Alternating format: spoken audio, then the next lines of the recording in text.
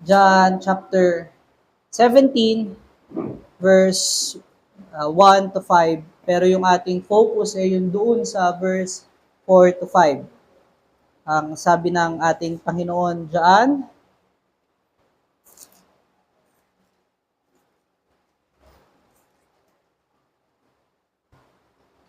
when Jesus had spoken these words, he lifted up his eyes to heaven and said, Father, the hour has come, glorify your Son, that the Son may glorify you, since you have given him authority over all flesh, to give eternal life to all whom you have given him.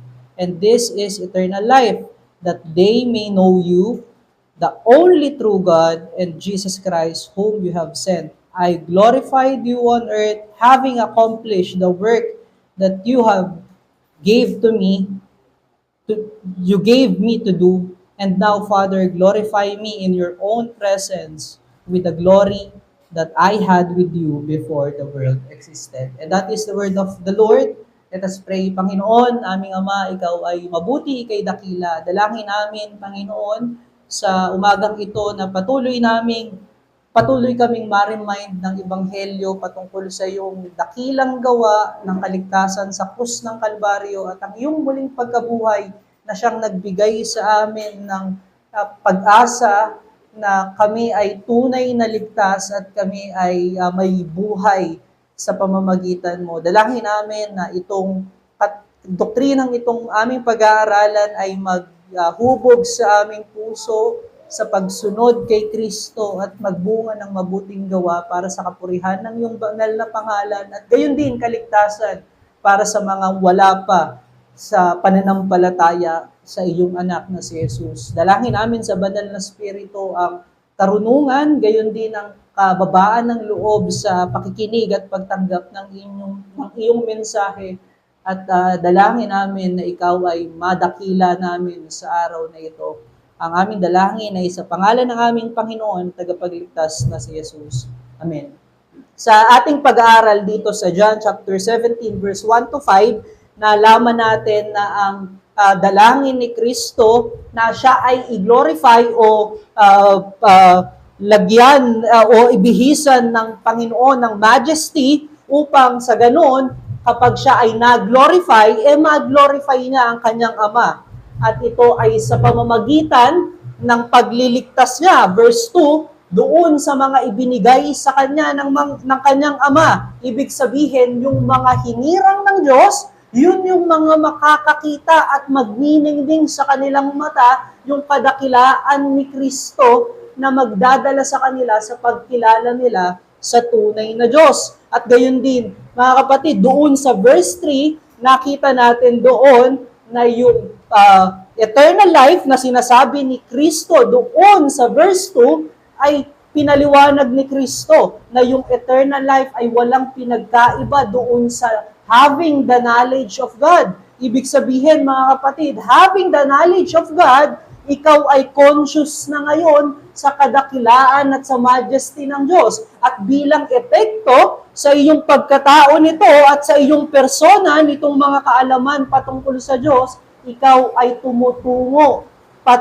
sa pananampalataya kay Kristo at pagpapasakop sa Diyos sapagkat nakita mo na ang iyong dating gawi na ang iyong sarili ay puno ng kasalanan at walang ni isang mabuti na faculty sa buong persona na meron ka. Kaya naman ikaw ay sumusuko doon kay Kristo at pinapasakop mo ang iyong buong sarili sa Kanya bilang isang tagapaglingkod sa Kanya at bilang isang inibig niya, tinatanggap mo ang biyaya ng kaligtasan mula sa Kanya. Ang sabi natin doon sa ating last preaching na ang knowledge of God brings us to communion with the triune God, and also the knowledge of God brings us to communion with the body of Christ. Ibig sabihin, mga kapatid, na kung tayo ay merong tunay na pagkaunawa spiritually doon sa persona ni Kristo at gayon din sa kanyang mga gawa, ito ay magdadala sa atin ng communion o isang tipan sa ating Diyos at gayon din isang tipan sa katawan ni Kristo, which is the body of Christ. Ngayon, anong connection nito doon sa verse 4 at doon sa verse 5? Ang thought nung verse 4 at verse 5 ay hindi pa rin nalalayo doon sa verse 1 to 3. Kung sinasabi dito sa verse 3 na ang eternal life ay knowing God, ang sabi naman doon sa na sinasabi sa verse 3 na ang eternal life is knowledge of God, knowing God.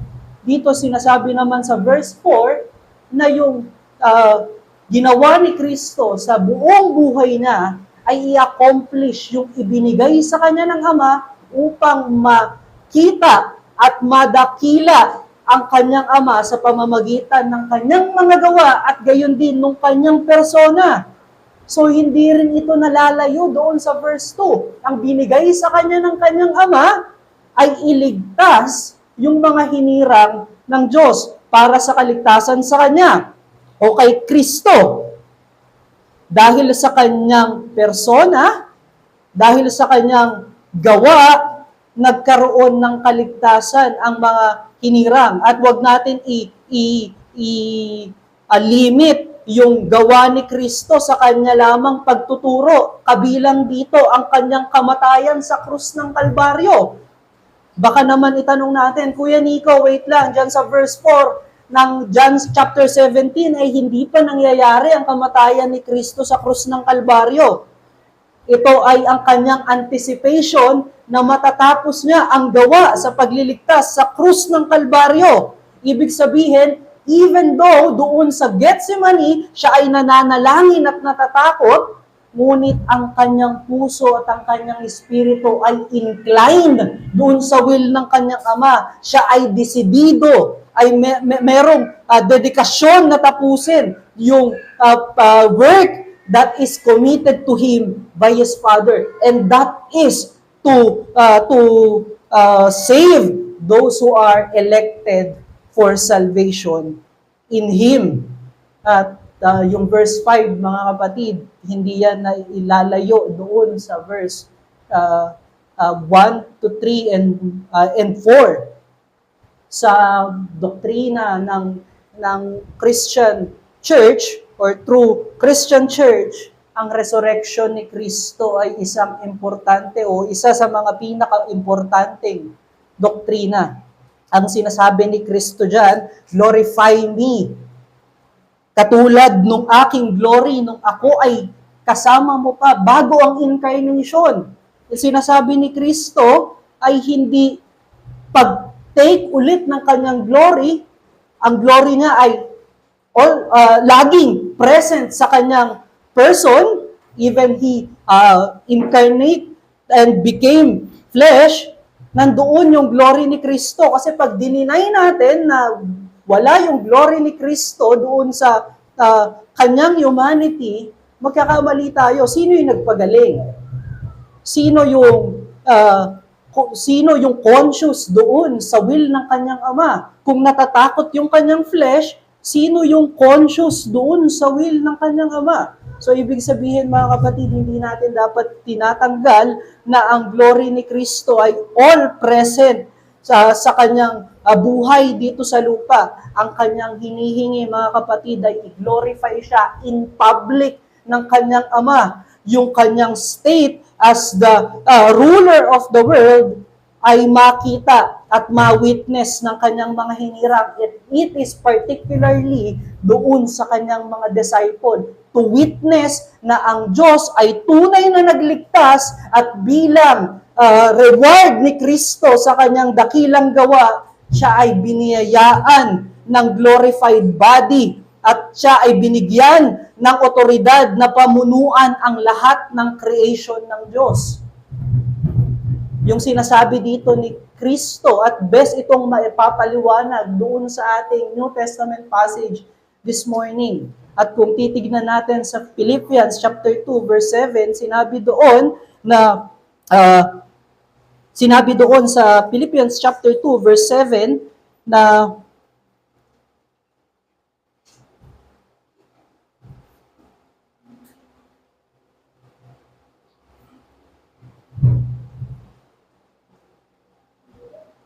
He emptied himself by taking the form of the servant. Ibig sabihin, mga kapatid, hindi yan na itinago niya yung kanyang glory. Dahil paano niya itatago yung kanyang glory kung ang kanyang lahat ng gawa, sabi sa verse 4, ay to glorify His Father and to lead yung elect doon sa katotohanan na merong Diyos na siyang nagliligtas at siyang mabuti at puno ng grasya. Ang ibig sabihin ng emptied himself dyan, mga kapatid, imbis na siya ay maging ruler at siya ang nagko-command to all creation, He take the form of a servant. Siya ay nagpailalim sa batas ng kanyang ng Diyos. Siya ay nagpailalim sa law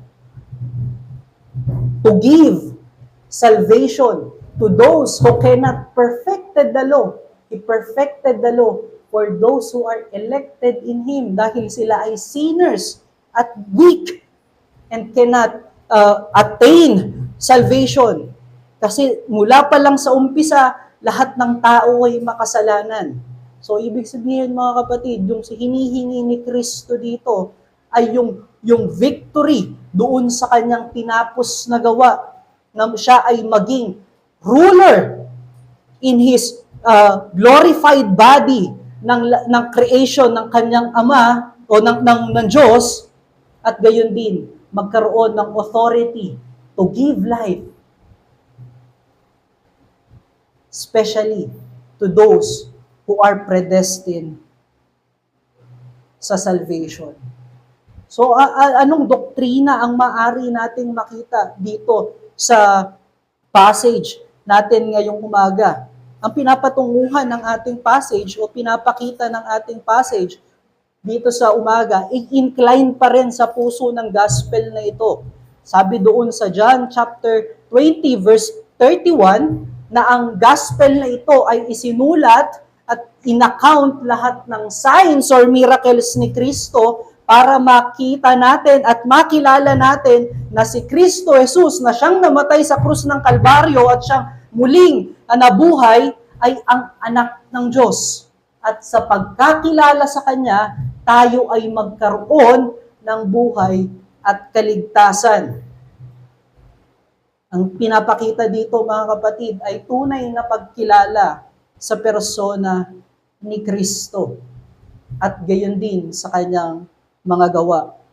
Sa systematic theology, ang tawag sa doktrina na ito ay unipersonality of Christ. Ibig sabihin na yung dalawang nature yung divine nature at gayon din yung human nature is united in one person of Christ. At maari nating sabihin na dapat tayong hindi magkaroon ng error doon sa ating kaisipan diyan. Sa ating pagkaunawa sa person ni Christ, there must be no confusion, no mixture of the two nature. Ibig sabihin, hindi natin pwedeng sabihin na nag-mix yung human nature ni Christ doon sa kanyang divine nature. That is an error. At gayon din, no subtraction of both human nature. Hindi nalelesen yung pagiging divine nature niya dahil meron siyang human flesh. O hindi nalelesen yung kanyang human flesh dahil meron siyang divine nature. And no division on the one person. Hindi natin dinidivide ang one person. Ibig sabihin, mga kapatid, katulad ng sinabi natin kanina, na yung glory ni Christ as divine ay nakikita pa rin natin doon sa kanyang humanity o doon sa kanyang human nature. Although si Christ ay merong weakness doon nung siya ay nagutom, nakita natin na yung strength niya in humility and also his consciousness doon sa will ng Lord not to be tempted and submit to Satan to commit sin. At gayon din, mga kapatid, yung lahat ng kanyang ginawa ay yung kanyang perpektong pagsunod ay merong uh, kinalaman doon sa kanyang perpektong pagkaunawa kung sino ang Diyos dahil meron siyang divine nature at gayon din meron siyang human nature. Although yung human flesh is weak, but the divine nature is far away from corruption. That is why meron siyang perfect submission to his Father, may perfect righteousness siya, and yung completion ng kanyang gawa is perfect in the sight of God. Maaari nating maunawaan na yung kanyang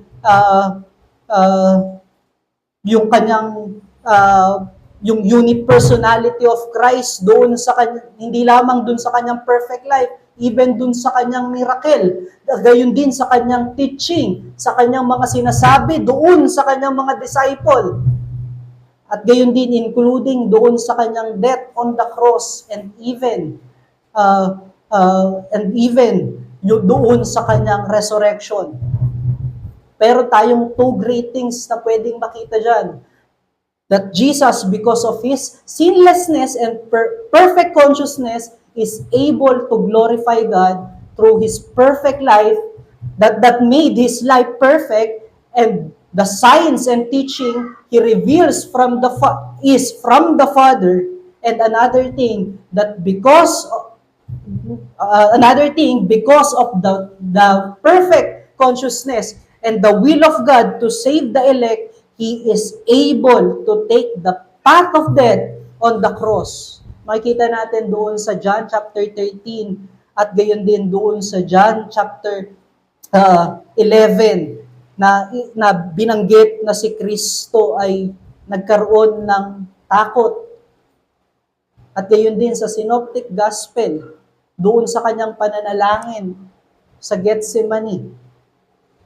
Nung siya ay nasa harapan ng kamatayan, merong takot.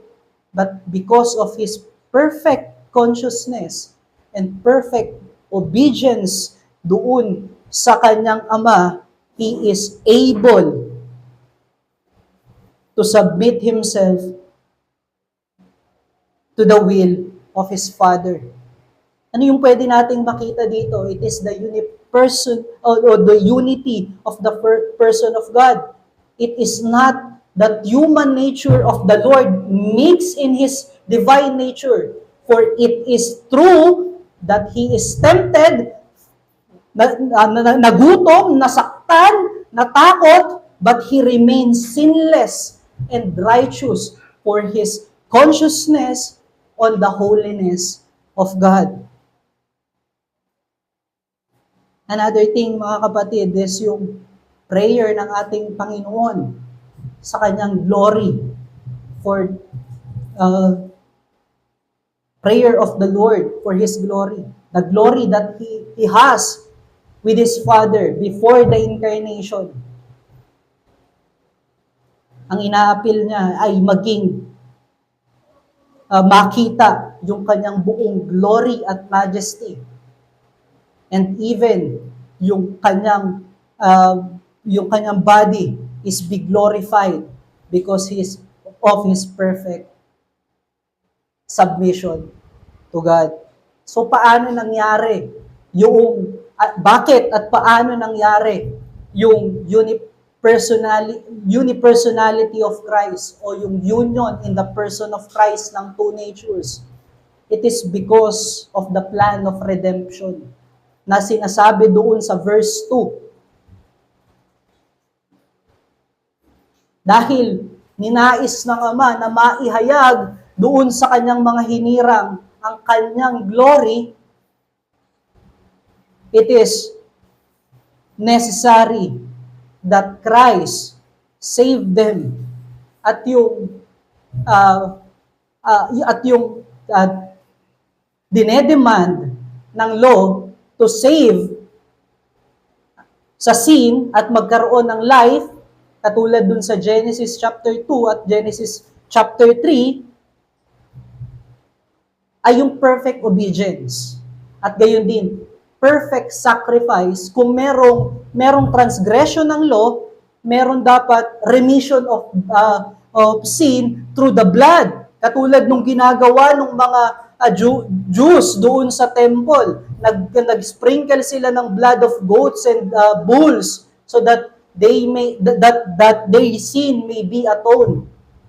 Ngunit yung mga yon is temporary lamang. Ang kailangan yung perfect. Ang kinakailangan ay perfectong sacrifice para ma-atone yung ating kasalanan. And it is necessary that Christ humble Himself, nagpailalim doon sa batas by taking the form of a servant. So katulad ni Adan, which is our federal head, na nagdala sa atin sa kamatayan at sa kasalanan na nagbunga ng kamatayan, kinakailangan din ng isang federal head na siyang magbabayad ng ating mga kasalanan at magbibigay sa atin ng kanyang perpektong katwiran upang tayo ay matanggap ng Diyos. At kaya naman si Kristo, bagamat siya ay Diyos, ruler, at gayon din, has authority to command and to submit all the creation of God to Himself, humble Himself,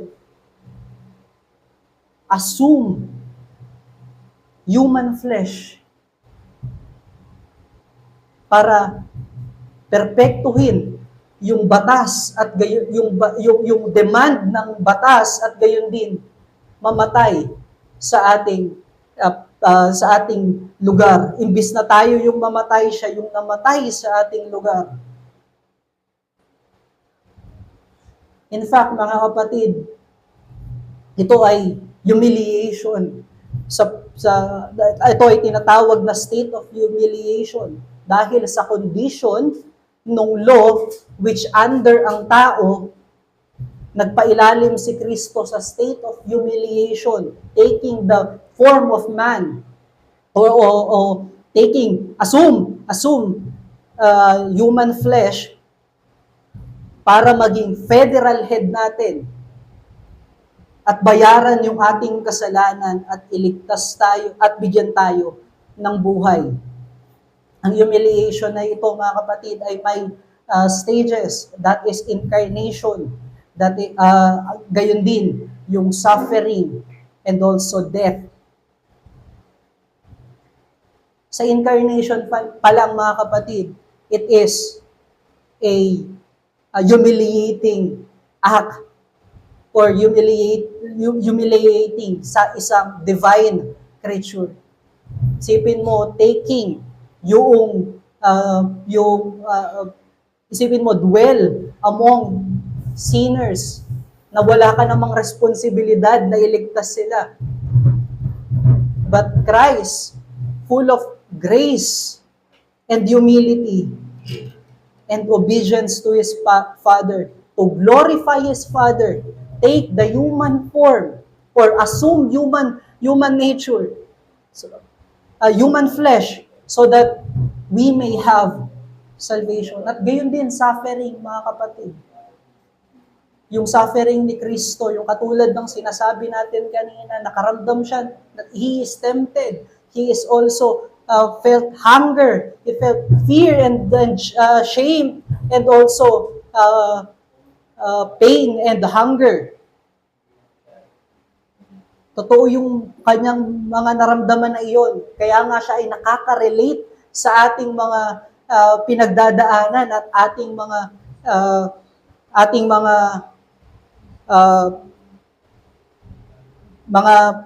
sufferings and trials in life.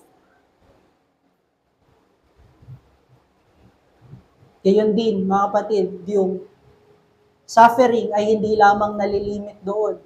Isipin nyo yung perfect consciousness ni Christ sa holiness and righteousness ng Ama. And then, He is with the sinners every day. Kaya nga sabi sa Psalms, His days are full of sighing. Nakita niya yung dumi ng tao.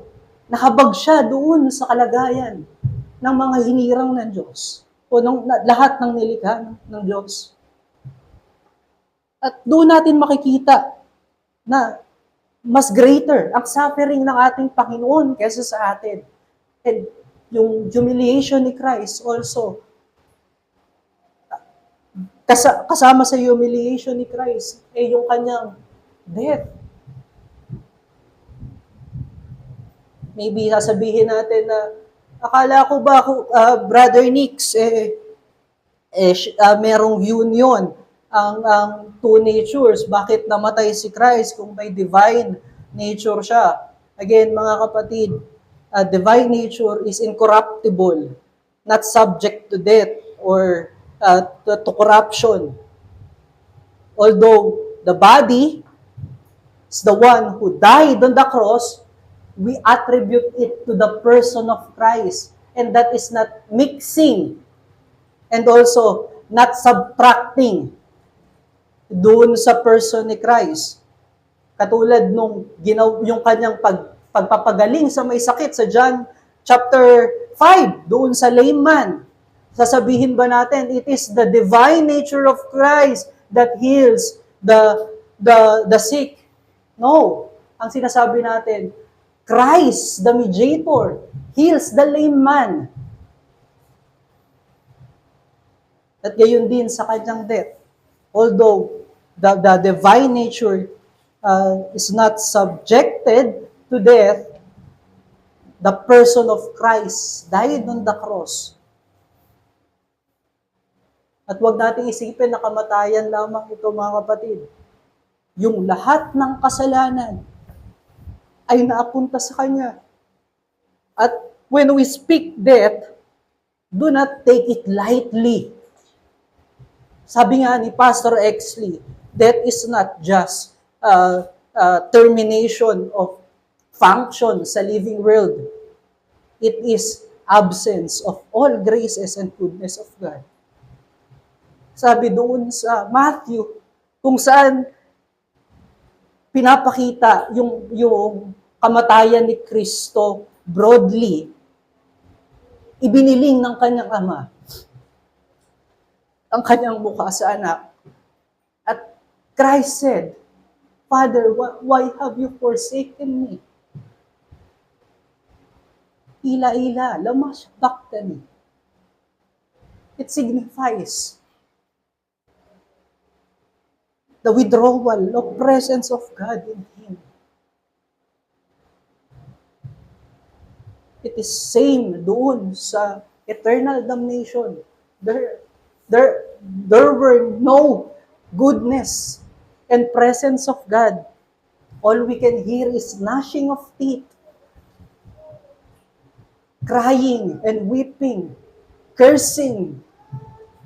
Kaya impossible ang repentance doon sa eternal damnation. And Christ suffered that same death for us to have life. And it is clear dito sa ating passage that He is willing to take that path of death. At totoo naman na nangyari sa mga susunod na chapter ng ating passage. But because of the condition of the law, mga kapatid, because the condition of the law was met, si Christ ay pumasok doon sa state of exaltation, kung saan siya ay nag-glorify. Ito yung kanyang hinihingi doon sa kanyang ama. At ito yung nangyari sa kanya.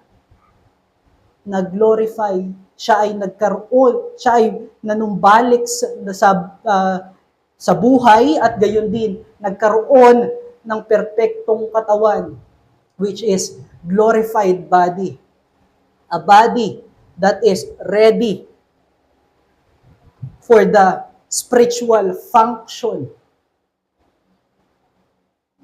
And because of His exaltation, meron siyang otoridad na magligtas at gayon din pamunuan ng lahat ng creation.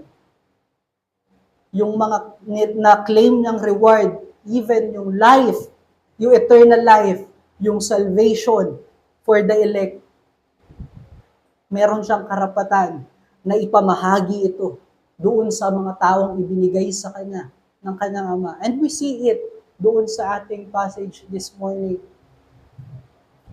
At ano yung resulta ng bagay na ito sa atin?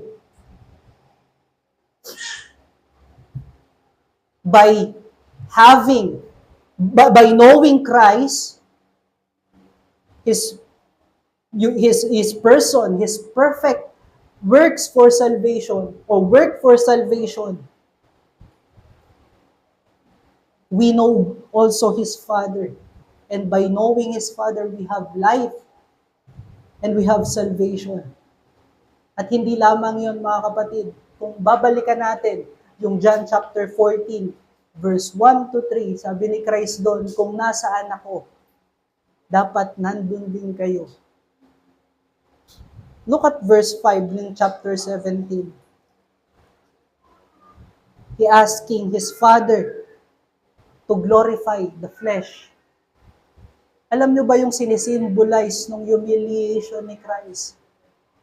Yung kanyang pakikiisa sa atin. Ibig sabihin, dinala niya yung glory ng kalangitan sa lupa at gayon din dun sa kanyang katagumpayan. Dinala niya lahat ng elect sa kalangitan. Ibig sabihin, we are now part of God's family. We are now living on a higher plane. We are now living a spiritual life, not living according to the flesh.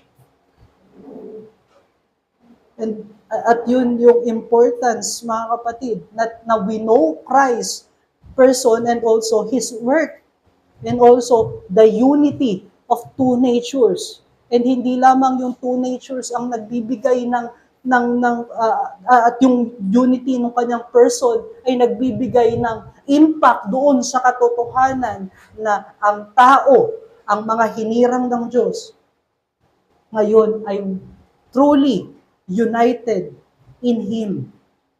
If He is victorious, we are also victorious.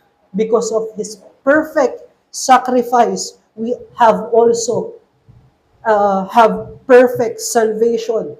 Because of His resurrection, we also have life.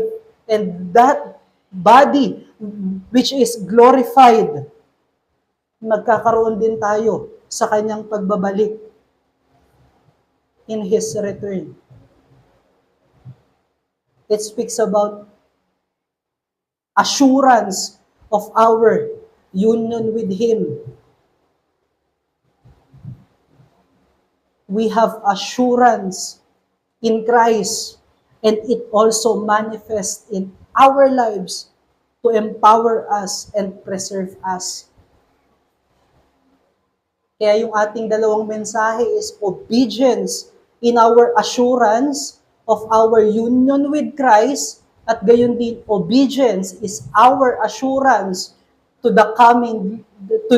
our coming glory in Christ. Paano ito nakokonekta diyan sa mga doktrina na yan, Brother Nico? Sinabi na ang kamatayan ni Kristo at ang kanyang muling pagkabuhay, ang selyo ng Diyos sa katotohanan na si Kristo ay iniligtas ang lahat ng mananampalataya at magkakaroon ng everlasting life ang lahat ng mga mananampalataya. But we are limited creatures, brethren. Sometimes we forget those truths, and sometimes doon sa various circumstances in life, it weakens our faith and belief. It give us anxious mind to blur the truth of our union with Christ and our glory or coming glory in Him. Kaya naman sometimes nagiging failure tayo sa ating pamumuhay bilang tagasunod ni Kristo.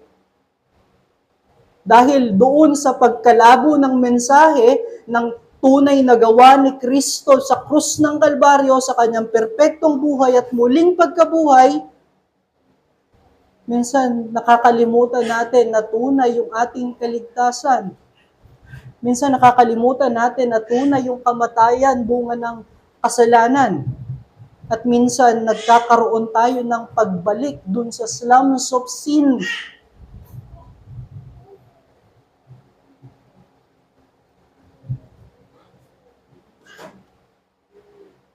Kung si Kristo ay may otoridad na ipamahagi sa atin ang kaligtasan at gayon din ang lahat ng salvation blessing that we need.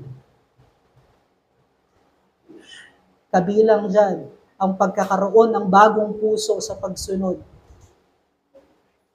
And that glorifies God. And hindi lamang to glorify God ang obedience, mga kapatid. It is also assurance of our union with Christ. Sa kamatayan at sa resurrection ni Kristo, na secure niya ang union natin with Him. That is why we have life and salvation. When the Father accepted His perfect sacrifice, He also accepted those who belongs to Christ in salvation. Tinanggap na tayo ng Ama. At makikita natin yan doon sa verse 2 ng ating passage ngayong umaga. The promised reward of the Lord to give Christ all the authority in all creation. And in that authority, Christ has authority to bestow eternal life to those predestined for salvation. Sa kamatayan at sa resurrection ni Kristo, He constitutes a new creation. His body is adapted to spirit, a perfect instrument for spirit. But for now, brethren, mangyayari sa atin yan in the return of our Lord and Savior. But for now, we do not have the same body that Christ has. Although magkakaroon tayo niyan. But what we have now, because of faith in the person and works of Christ, is a spiritual life. You have now spiritual life. It means that we are now living according to the Spirit. We are now not living according to the sinful desires. Rather, we are living according to the Word of Christ. Tignan natin yung buhay ng mga disciples ng ating Panginoon after the resurrection. They have different life contrary to their past life. Immediately, they have a great transformation from being coward to brave preacher. They follow the commission of the Lord to them to feed and tend the sheep of the flock of Jesus Christ. From being stubborn to humble, obedient servant. They deny themselves from the comfort of this world. They take up their cross and follow Christ just like Christ commands them. In Luke chapter 9 verse 23, it is the life that is pleasing in the sight of God and brings glory to Christ and His work. By living the life of Christ, bestow unto them, it reflects that the grace of God in their life is not in vain. We say that in resurrection and ascension, at yung sitting at the right hand of God, Christ rule upon all creation. And it is more evident in the life of those who belongs to Him, who believes and have faith in Him. Kung nagro-rule na si Kristo ngayon, it must be evident in the life ng mga nananampalataya. They abide in every word. When Christ says, that is sin, we cease to do those things. When Christ said, love your neighbor,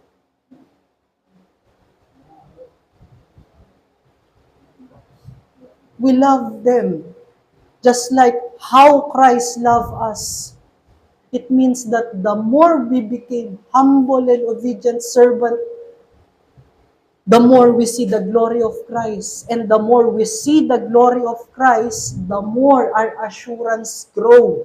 Consider the word of John in 1 John chapter 2, verse 1 to 6. Let us open our Bibles to that passage. Sabi ni John, sa verse 1 to 6, little children, I am writing these things to you so that you may not sin, but if anyone does sin, we have an advocate with the Father, Jesus Christ, the righteous. He is the propitiation for our sins, and not for ours only, but also for the sins of the whole world. And by this, we know we have come to know Him if we keep His commandment. Whoever says, I know Him, but does not keep His commandments is a liar, and the truth is not in him. But whoever keep His word, in him truly the love of God is perfected. By this we know that we are in Him. Whoever says he abides in Him ought to walk the same way in which He walked. Paano natin mapapaalala sa atin yung assurance ng ating union? It is by our obedience to the word of Christ. It is our obedience to His person, to His lordship in us. Ang ating pwedeng makita dyan, mga kapatid, even we are limited and finite creature, we can have assurance. It is through the increasing obedience to Christ.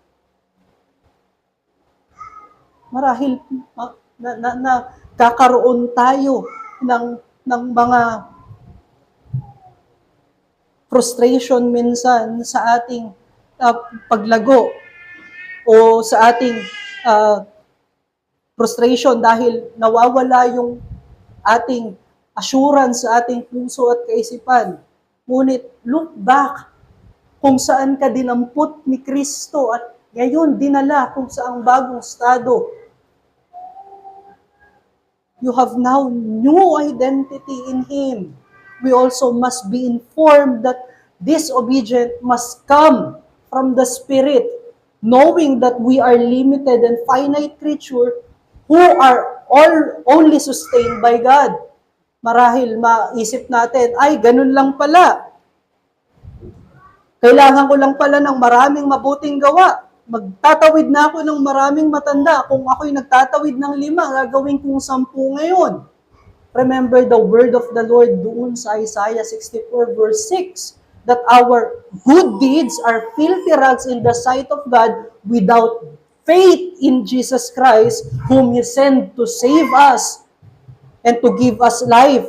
That is why the obedience must be organically spiritual from the Word of Christ illumined to us by the Holy Spirit.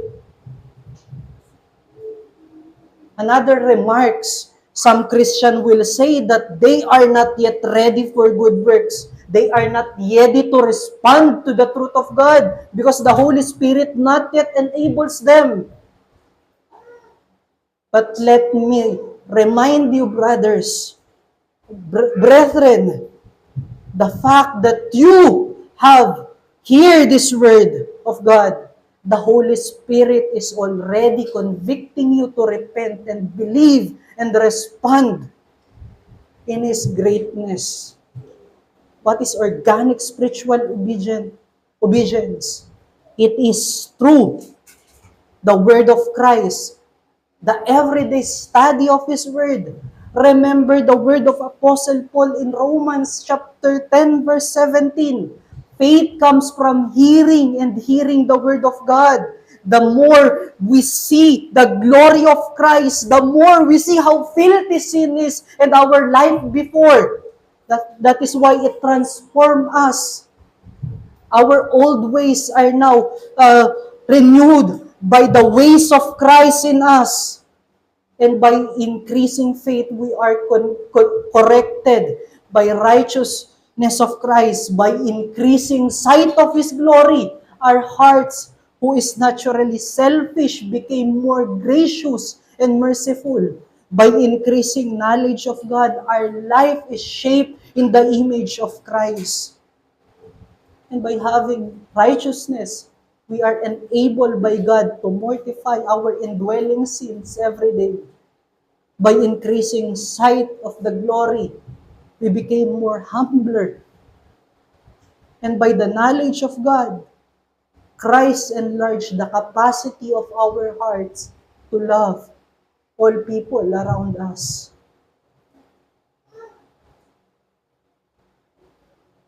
And because of that increase of faith, mga kapatid, our assurance grew more.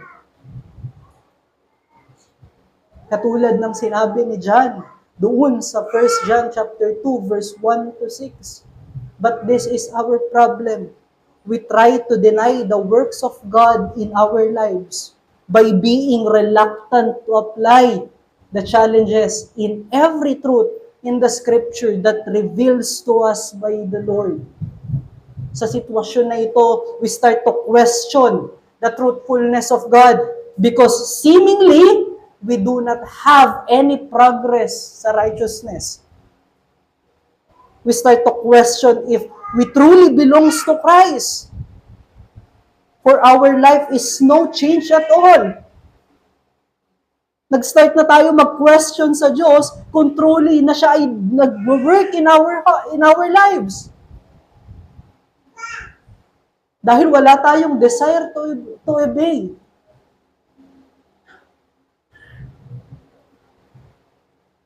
Remember the word of, again, by Apostle Paul in Philippians chapter 2, verse 12 to 13.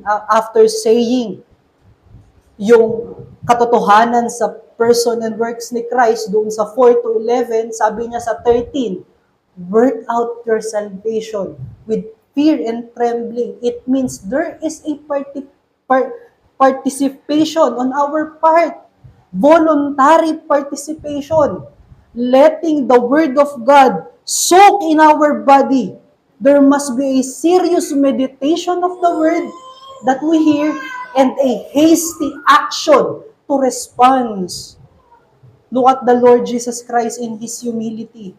He feared the path of death, but on the cross, because He is God and He has a perfect consciousness to the will of the and glory of His Father, He submitted Himself to the will of His Father or to the will of God. Ngayon na tayo ay resurrected with Him. Tayo ay new creation. He is the firstborn and we are the new creation, fruit ng kanyang resurrection. We have now knowledge of God that reveals to us the will and glory of God. Merong mga limitasyon dahil tayo ay finite creature, but it is enough. Those knowledge of God that reveals in the scripture, it is enough. Yung ating understanding, it is enough for us to be enabled to respond and submit ourselves to the path that leading us to Christ.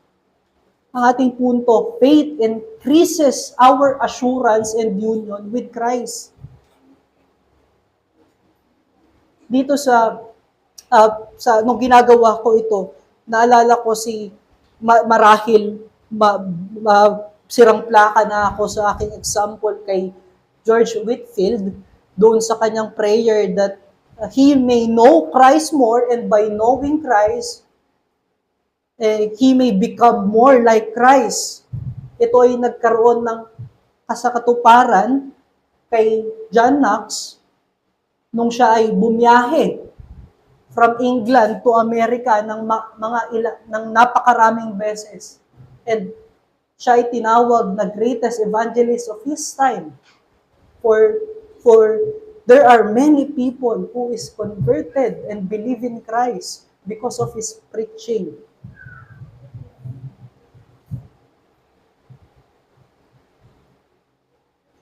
Sa kaisipan, ni George Whitefield, he is united in Christ because of his death. Sa kaisipan ni John Knox, he is united in Christ. That is why he is able to respond doon sa kadakilaan ng Diyos sa kanyang buhay. At iyon ay nakita natin when we abide to Christ, to preach the gospel to many nations, not waiting doon na dadali na lang siya bigla ng Diyos sa isang lugar at bigla siyang magpipreach. He also desire to go to America to preach the gospel.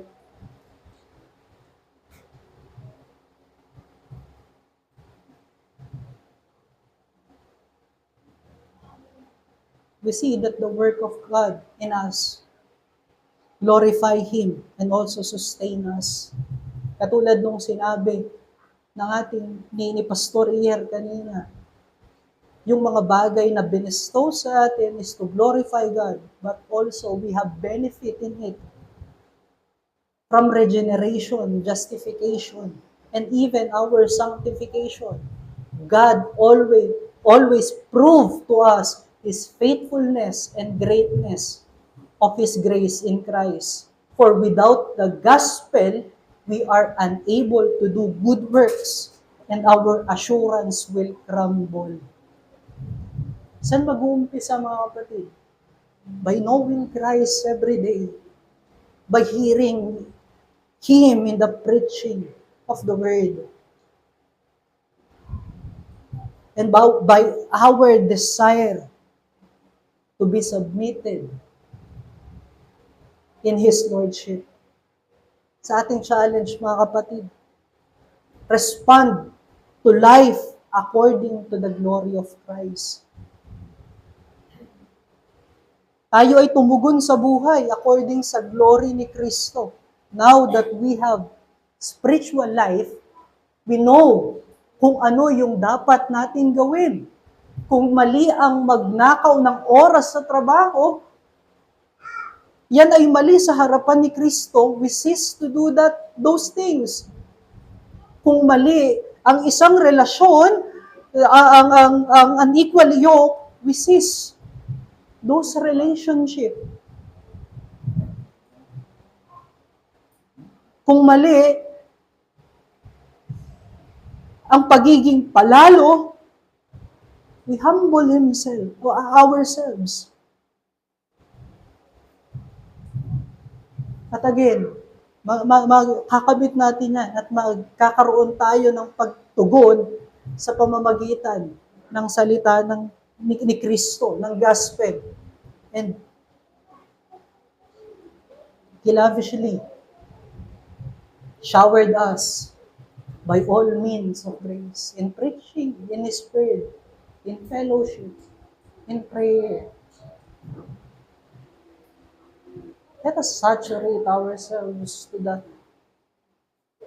Word of Christ, who enables us and transform us from worthless body to a living sacrifice to the sight of God.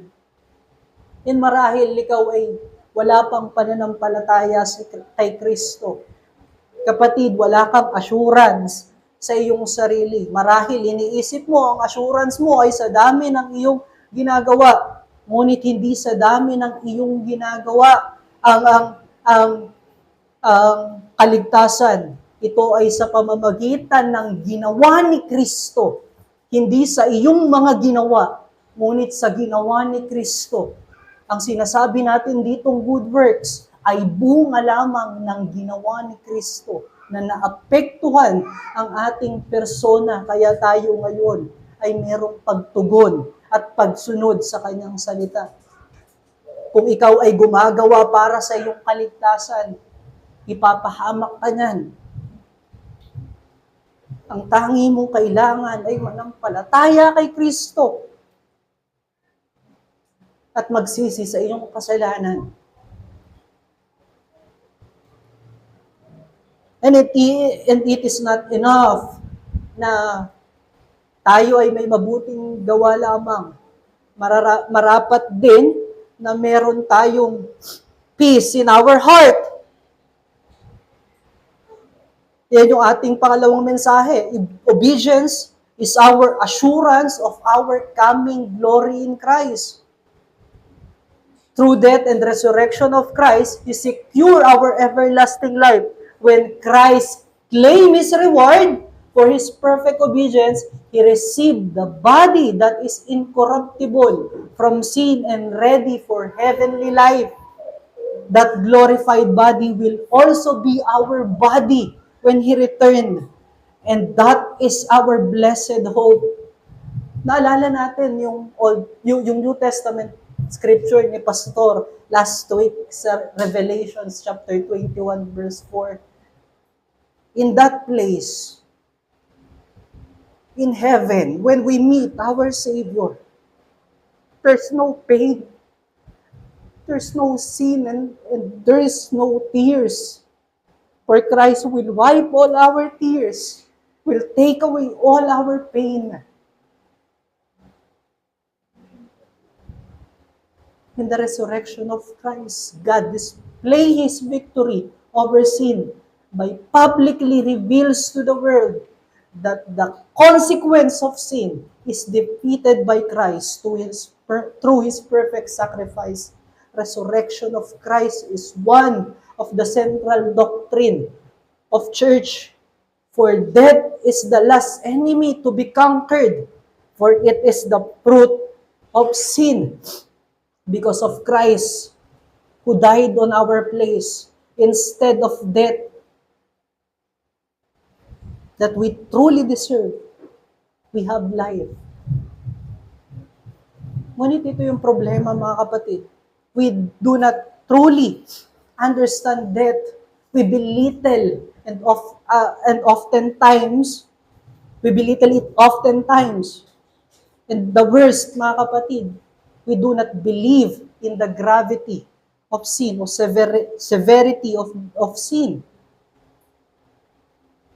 Sinabi natin kanina na yung death is separation from all goodness and presence of God. Let us consider yung ating worries sa araw-araw. Kapag overwhelming yung ating worries, para tayong namamatay. Consider din natin yung pain na mga naranasan natin sa buhay, yung mga traumatic events sa ating buhay na lagi tayong hinahabol at tinuturing nating bangungot sa buhay. Pakiramdam natin sa mga pagkakataon na yan, we are separated from all good. But those traumatic event in our life is incomparable, or the death is incomparable to our traumas in life. Unlike our trauma in life, there will always be a second chance. But in the place of death, there will be no turning back. That is why it is the capital punishment of sin. In death, wherever you look, all you can see is weeping and gnashing of teeth. Belittling death is belittling the atoning work of Christ on the cross. Pag minamaliit natin yung kamatayan, minamaliit din natin yung atoning work ni Christ doon sa cross. And when in our eyes, death and resurrection of Christ is a small matter, we will always fail and go back to sin. Wala namang mahalaga yung kamatayan at gayon din yung buhay na ibinigay ni Kristo. Ano naman kung mamatay ako? Kaya bumabalik tayo doon sa sin. Sometimes we boast na kaya ko naman lahat ng pain. Even death. And that is belittling the atoning death of Christ. Imagine, the most glorious being humbled himself to save you, to die on your stead. It is the resurrection of Christ that prove that those who believe in Christ is now belong to the family of God. By being in the family of God, you also have all the blessing that the house of God has. Ang pwede nating makita dyan, glorification of Christ is declaration of God that death has been vanquished, penalty of sin is paid, and the condition of the promise of eternal life has been met by Christ. It is napakagandang katotohanan ng bagay na ito. For we have resurrection in Christ. In our sin, or our sin, is paid not by our works, but by Christ, who is the propitiation of our sin. And we have eternal life in Him. Hindi natin deserve ang mga bagay na ito. What we naturally deserve is resurrection to damnation and eternal death. Without Christ, kung wala si Kristo, death is not rest. Maybe we hear the word rest in peace, but without Christ, death is not rest, but a continuous agony and pain. Without Christ, death is not rest, but more exhaustive battle. Now, this is the problem. We do not understand death. At first, we do not believe in its severity. That is why we also have little reverence to the person and work of Christ. The result of this is that sin became small thing to us, and the desires of our heart will be for material and temporal things of this world. Ako'y sigurado sa state na ito. For without blessed hope, ito yung ating desires. At ito yung ating tingin sa kasalanan. Thinking that our life is in vain, for the righteousness of God hinder us to enjoy sin and things of the world. But let us consider the word of Paul doon sa Corinthians chapter 12, verse 26. Ito yung katotohanan, kaya si Paul ay silos doon sa kanyang trabaho na ipahayag ang gospel.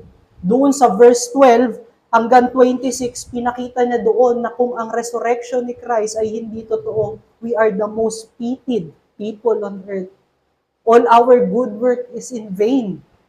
Pero bakit may kasipagan si Paul? Bakit may zealousness and fire si Paul sa kanyang ginagawa? Because, sabi niya diyan, sa 1 Corinthians 15, Christ resurrected. The tomb is empty. We seen Him in His glory.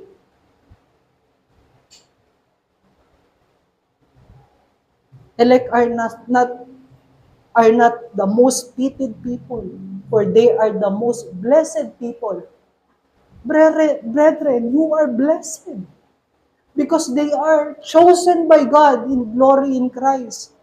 We must not go back to the slums of sin where we truly belong. Your life is not in vain and worthless. Sin is not a small matter. Death is not rest.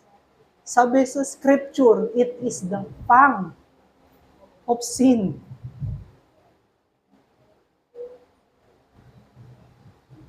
We have solution in here. We must not narrow our sight, having delight in material things and temporal comfort. For what God is prepared for us is eternal glory in Christ that is incomparable to anything that we can see or experience in this world. Remember Paul in Romans chapter 6, verse 4 to 5. We have now new life in Christ, he said. We have tasted the goodness of His glory. And now we have hideous thoughts or hideous sight upon sin and its fruit.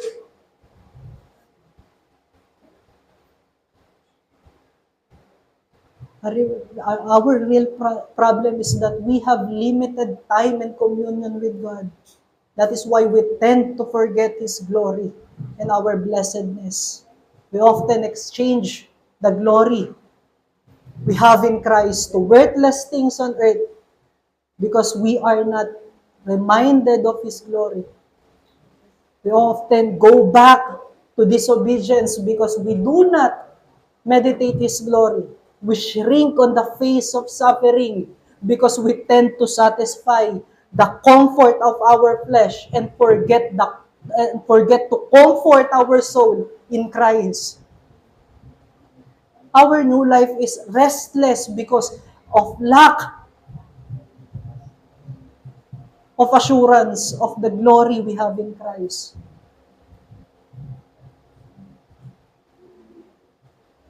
Doon sa ating New Testament scripture ngayong umaga, si Paul ay nakakulong nung sinulat niya yan. He is able to exhort Philippians in the midst of his situation because he has peace in his heart, because he is saturated in the glory of Christ, looking forward that even though the body may decay, the body may die, he will resurrected in Christ in His glory. Our point is the gospel magnifies the glory of Christ and reveals the blessedness of those who believe. Remember, mga kapatid, si John Knox, nung siya ay nakalaya sa imprisonment sa France, siya ay nadestino sa England at gayon din malapit kay John Calvin. Nung siya ay napalapit kay John Calvin, mas natutunan niya yung doctrine of grace at mas lumalim siya sa pagkaunawa sa doktrina ng grasya ni Kristo. And by knowing yung grasya ni Kristo, it empowers his heart at nagkaroon siya ng eagerness to go back to Scotland, which is his hometown. Even yung queen doon, who is reigning doon, ay galit sa kanya dahil siya ay protestante at may banta sa kanya na siya ay papatayin once he step on the land of Scotland.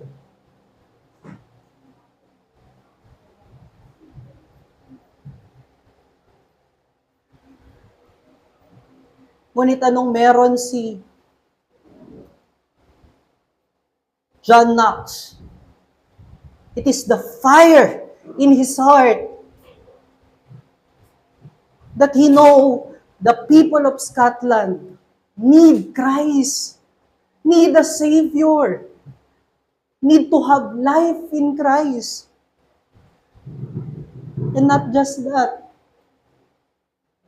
he believed that even the queen may take his life, he may never take away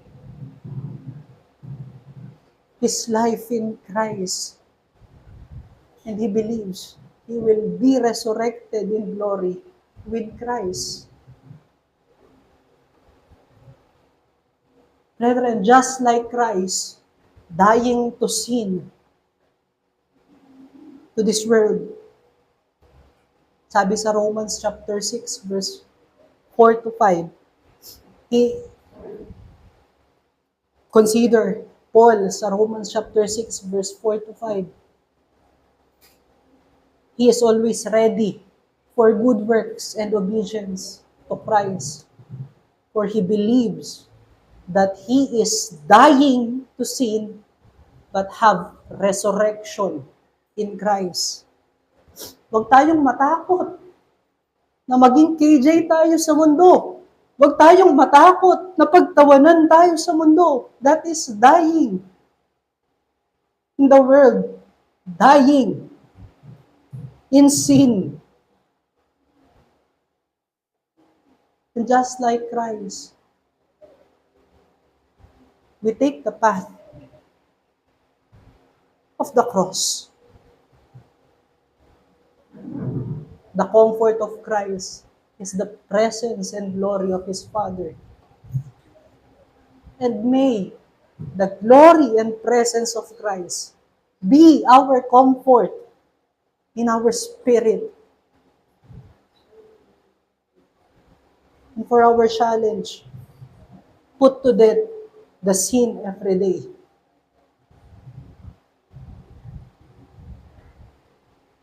Put yourself to death every day, dying in the world.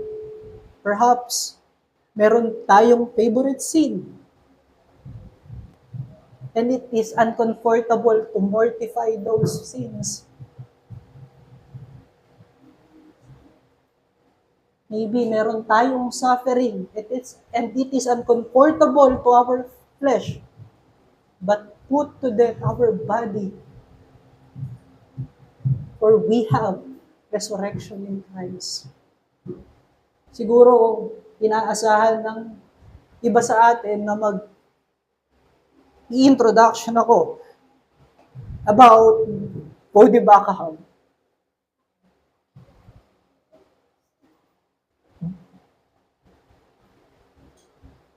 Yung 2025 is a blow to church. From John MacArthur to Charlie Kirk to Bodhi Bacaham. Look at their lives. They preach the gospel unceasingly, without ceasing, with fire in their hearts, with desire to do good and preach the goodness of Christ. Even yung flesh nila ay uncomfortable na. I am not preaching to glorify those people, but I am preaching that we may glorify Christ in their lives. And we may imitate those zeal and resilience that they have to do good works. The more we abide in Christ, the more our assurance grows. Faith comes from hearing and hearing the word of God. Let us pray. Father God, you are good and you are great. Thank you for this day that you have given to us. Truly, O God, you are great and you are mighty.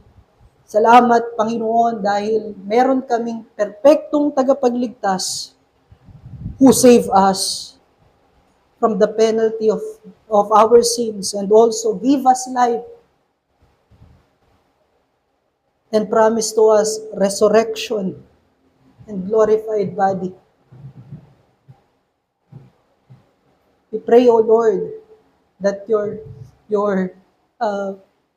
glory, your person and works remain in our mind at mag-ugat ito, Panginoon, sa aming puso at enable kami na to do good works for the glory of your name and also for salvation of others and also for our assurance in our union and glory with you. Maraming salamat, Panginoon. Ang aming dalangin ay sa pangalan ng aming Panginoon at tagapagligtas na si Jesus. Amen.